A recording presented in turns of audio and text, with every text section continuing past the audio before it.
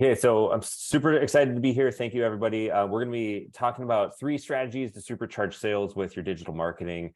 And as you kind of notice, it also asks, are your leads drying up? Because those 2 things are very much tied together. And so we're going to be going over how to really dial this in so that you can generate leads that lead to sales. Okay, so we've got to start with like, what is marketing, just to set the stage, all that kind of stuff.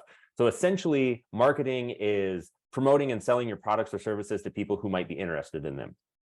Pretty simple. To expand on it just a little bit, it's also like building an audience of people and then creating demand within that audience and then promoting and selling and doing all the stuff that's listed here. But essentially, that's it. It's just like trying to get attention within a certain amount or a certain audience or a certain group of people and figuring out what they need so we can come in and help them. All right.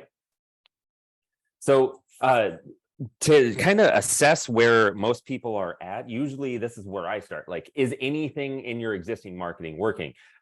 This is really what tells you kind of like where to focus in on things to like, hey, do I need like better lead gen systems? Or, hey, no, my leads are good, but like my sales systems are off, whatever it might be. So you want to ask yourself, like, are you getting leads and sales?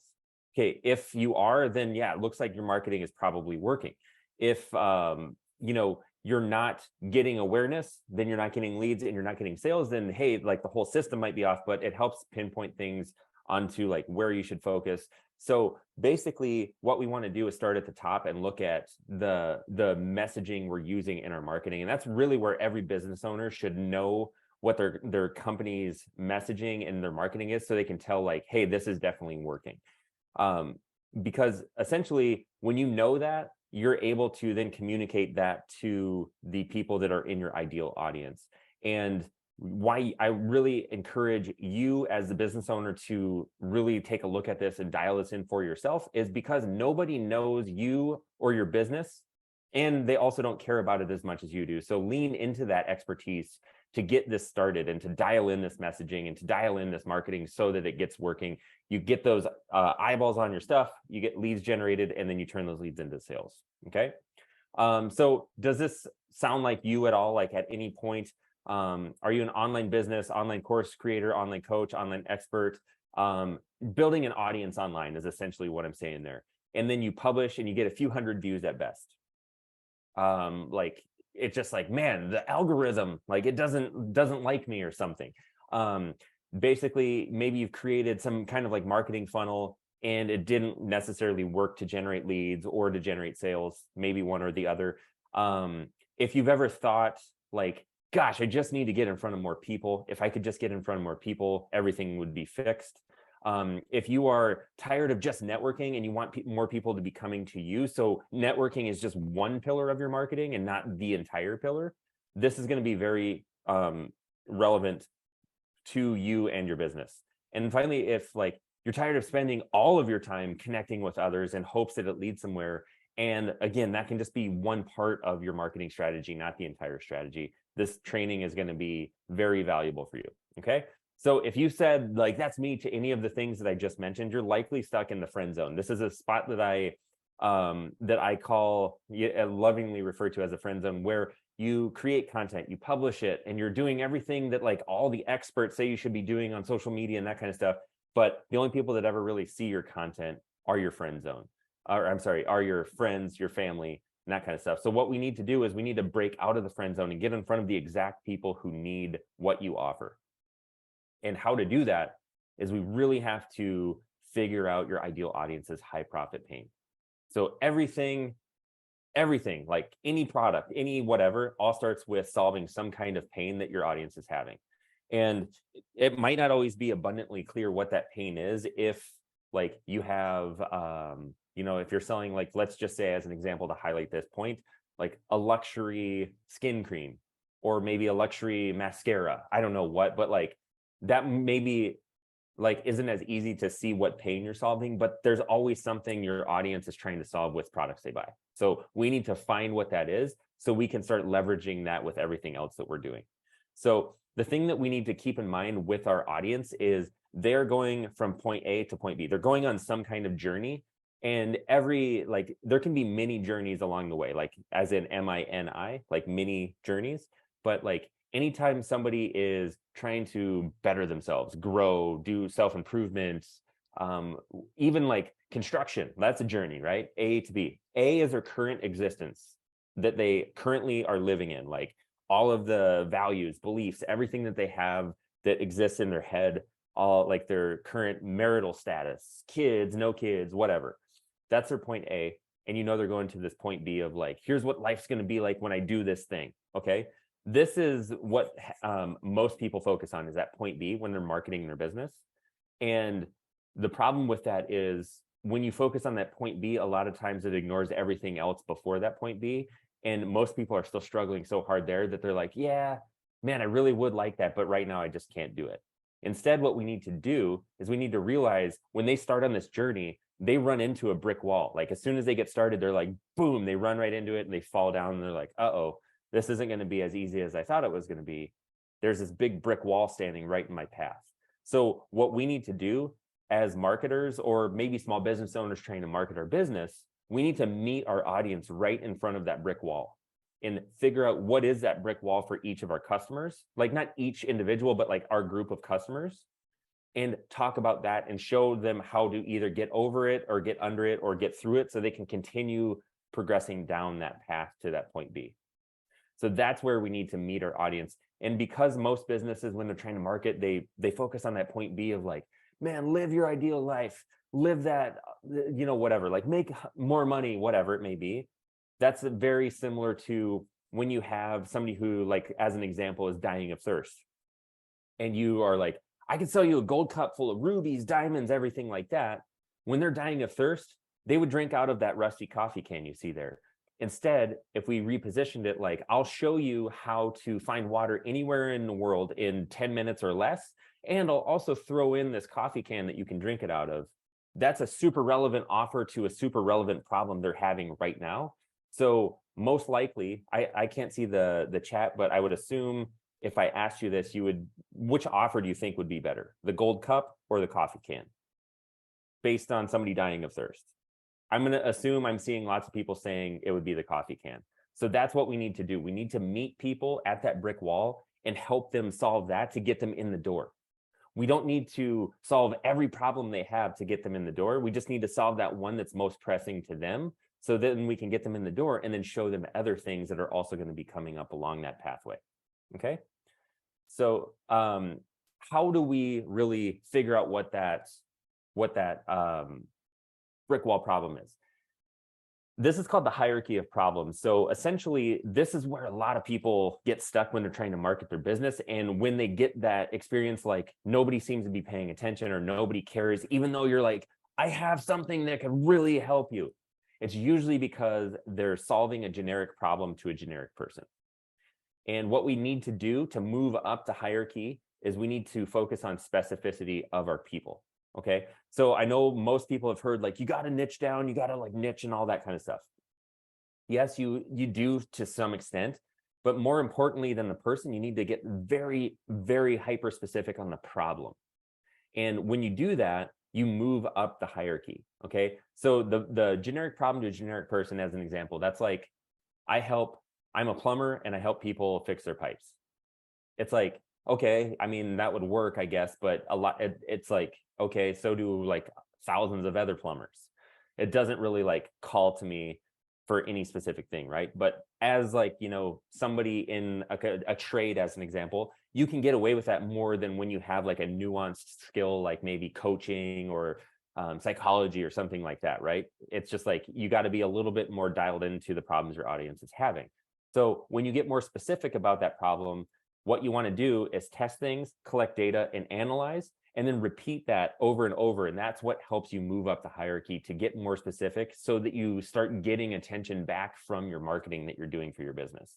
And so typically what I see when people start getting more specific with this process, typically what I see is they move to this. They're solving a generic problem to a specific person. So again, the plumber, I help homeowners in St. Paul, Minnesota, fix their leaky pipes. Okay, super generic problem to a very specific person within like a specific city. still kind of like, it doesn't really catch people because they're like, yeah, so does everyone else that's in St. Paul. Okay. So we want to get more specific about what specific problems are these people having.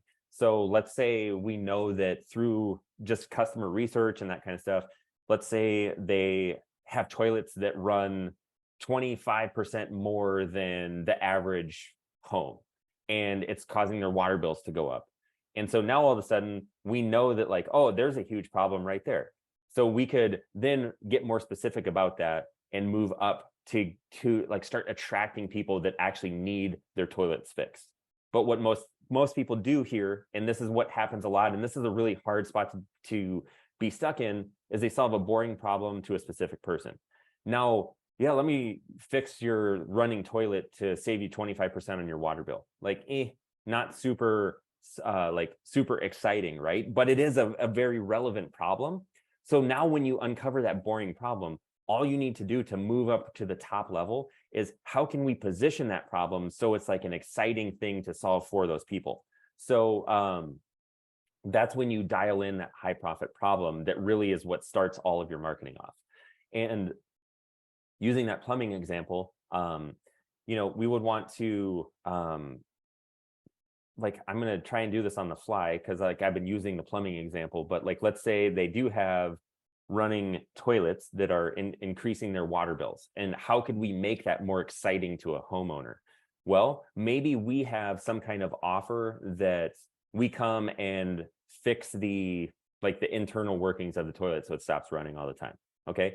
Now what we could say is the high profit problem is, did you know that your toilet running just an extra 25% per year can equate to about, I'm just making this up, of course, but $3,000 per year in additional water that is being used that you wouldn't even have to pay for if we were able to solve that today.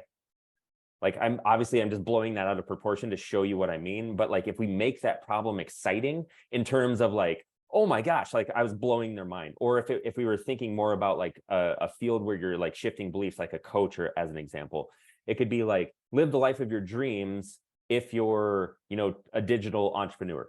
Okay. That's kind of a boring like promise and stuff. But if it was like, create a new revenue stream in your business in the next 6 months or less, like all of a sudden that becomes super relevant to the people that are trying to create a new revenue stream in their business. So hopefully that's all making sense, but we want to move up to that high profit problem that's exciting for those people within that audience.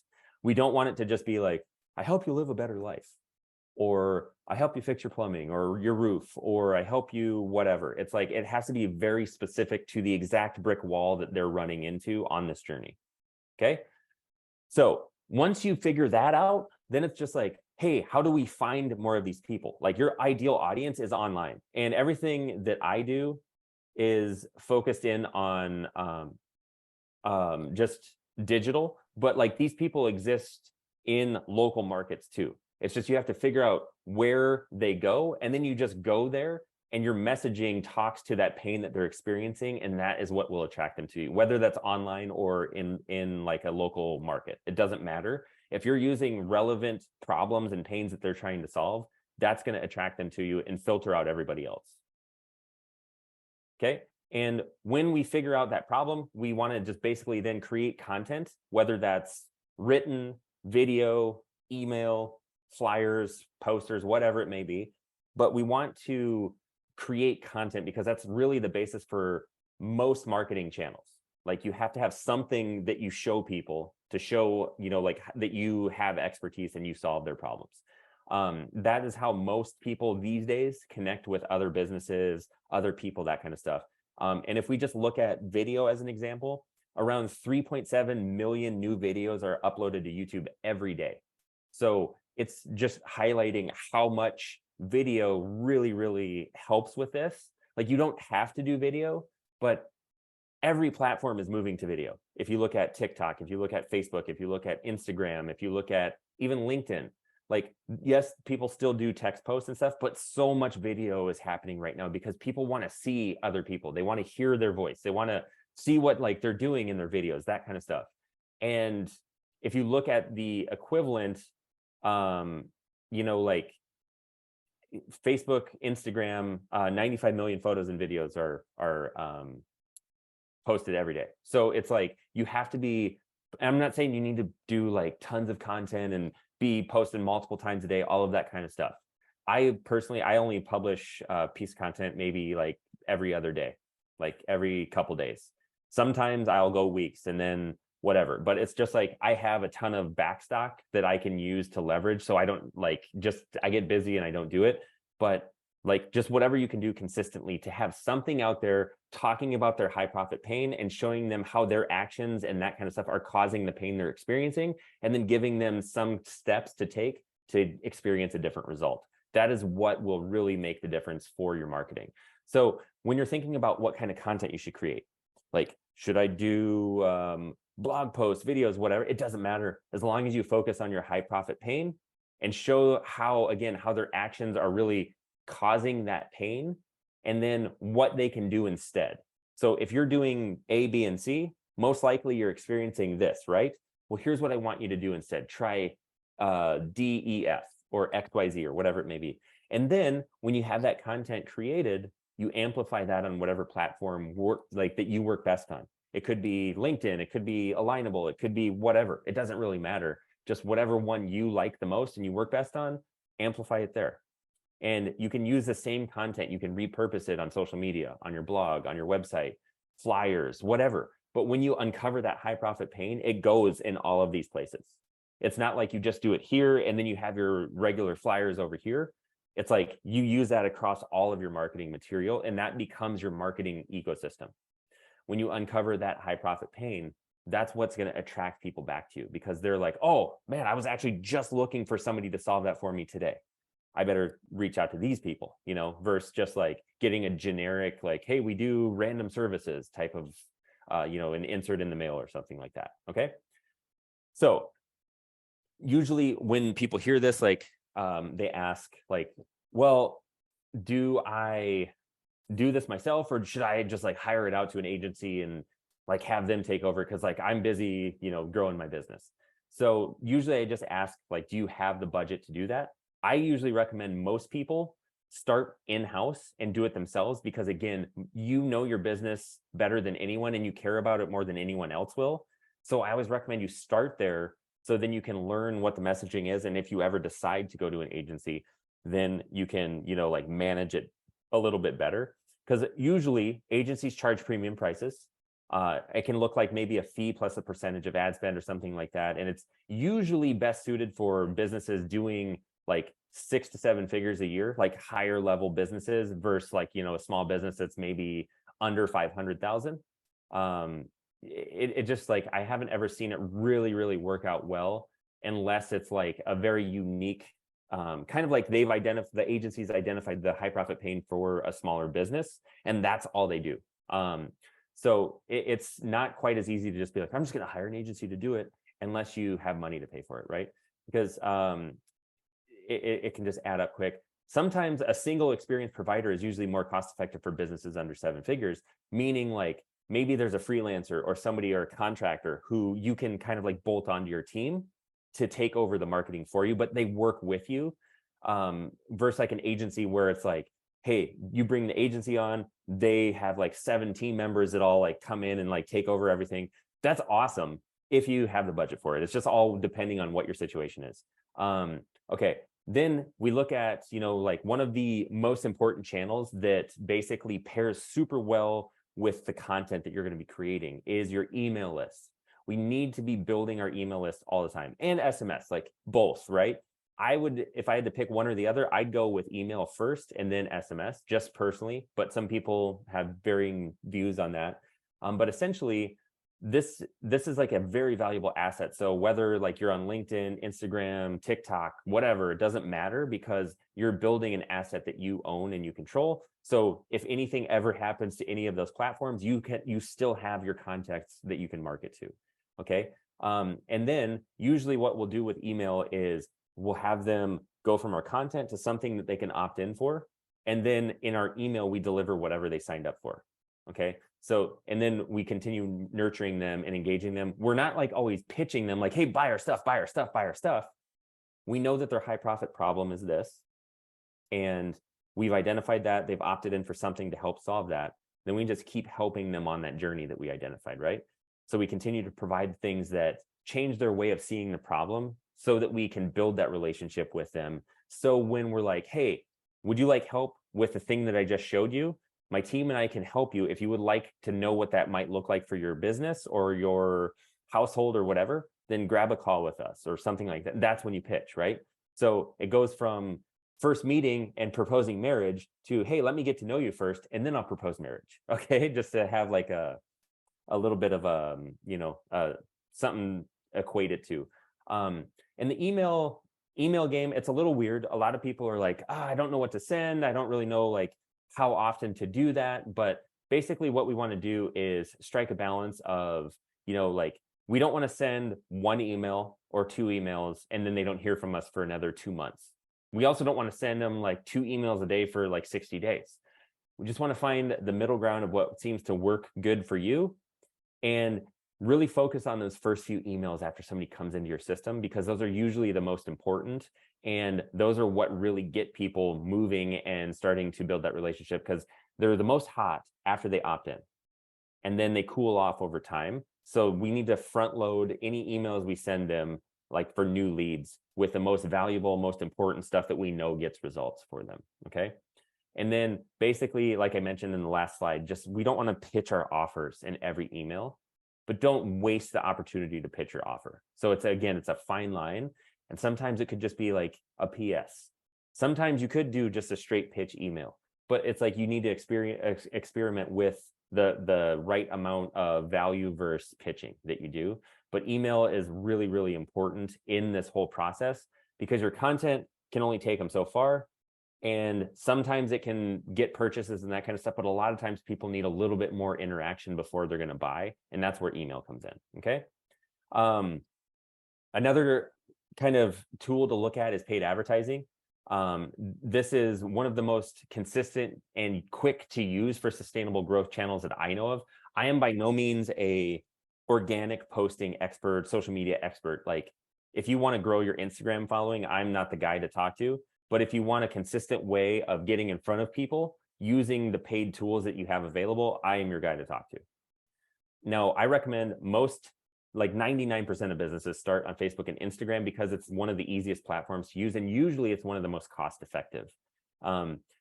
I personally like paid just because it doesn't take 6 months of work to see any results. You can see results within the first couple of days, and you'll know like, hey, this is working or not working.